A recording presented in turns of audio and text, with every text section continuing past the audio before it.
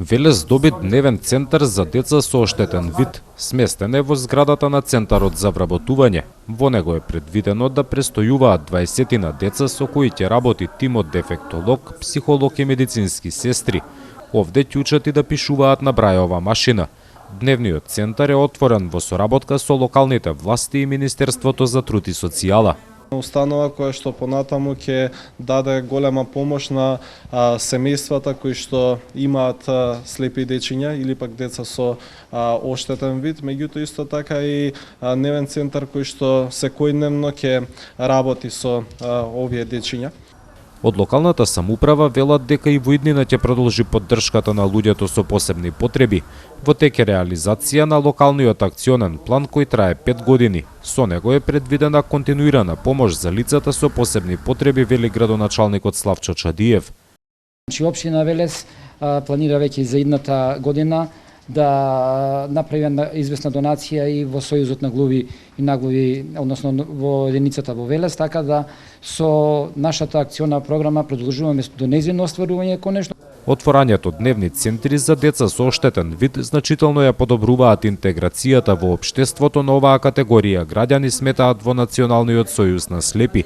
Председателот Жарко Селковски вели дека во Велес и досега локалната самоуправа реализирала низа проекти кои помагаат во поддршката на лицата со оштетен вид. Има од градоначалникот големо разбирање и за нашето здружение кое што е у Велес, каде што минатата година доби штампач на брајево за да се штампаат книги на брајево за слепите лица. Министерот за труд и социјала денеска во Велес ја промовираше и едицијата со аудиокниги. Содржи 50 наслови. Таа е дел од кампањата на Министерството за издавање на 400 аудиокниги. Освен на компакт дискови, едицијата може да се најде и на интернет страницата на Националниот сојуз на слепи. Дека наредната година да го надминеме планираното и очекувам до крајот на годината да распишеме нова јавна набавка за снимање на уште околу 400 аудиокниги.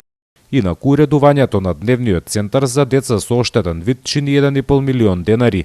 Парите се обезбедени од Министерството за труд и општина Велес.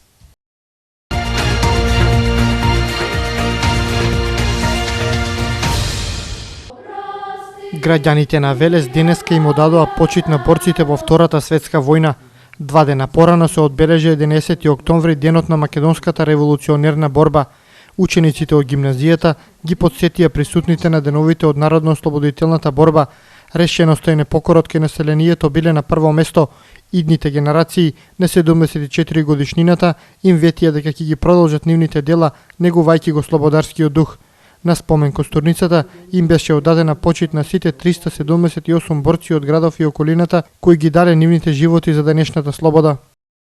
По 4-годишна крвава, епска борба, храбрите македонски синови и ќерки му ја донесоа на својот народ долго посакуваната слобода. Ги остварија долговековните соништа на многу генерации македонци, над нивната татковина да светне сонцето на слободата. Делегации на боречката организација, армијата, локалната самоуправа, лица од образованието, роднини и блиски на борците денеска положија свежо цвеќе. Сите со едноминутно молчење им одадоа почит на борците кои ја завршија мисијата започната векови порано. 11 октомври представува продолжение на слободарските традиции на македонскиот слободолюбив народ, проникнати во Карпашовото, Разловечкото, во Кресненското и во Илинденското востание, како и во напорите за социјално и национално ослободување вложени во Балканските и во Првата светска војна. Круна на таа борба се одлуките на првото заседание на АСНОМ во 1944 година, со кои се оживотворени повеќе вековните идеали за основање на македонската држава. На спомен костурницата, Сојузот на борците денеска ги додели и наградите за најдобрите од шаховскиот турнир со кој започна одбележувањето на 11 октомври.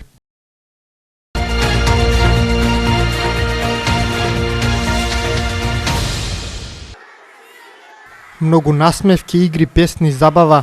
Денешниот ден е свечен за првоодделенците од основното училиште Блаже Конески. Тие символично дадоа заклетва и станаа дел од детската организација. Таа војднина ќе брои 157 членови повеќе, колку што има првачиња во училиштето.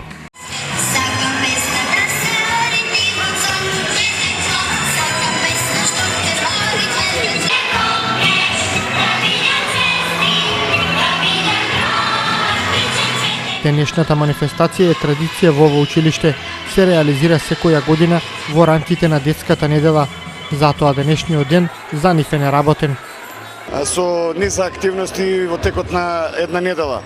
Значи имаше театарска представа, имаше литературен и ликовен конкурс на тема Сите деца на светот се исти. И еве денешниот ден со свечената заклетва на учениците. Светската недела на детето во Македонија се одбележува 22 година поред. Во 1993 земјава ја потпиша Конвенцијата на Обединетите нации за правата на детето.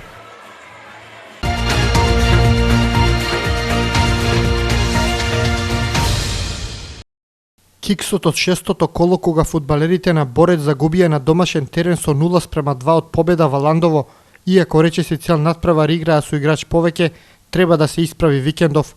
Во рамките на седмото коло на третата лига Јужен регион, Велешани гостуваат во Големо Конјари против истоимената екипа.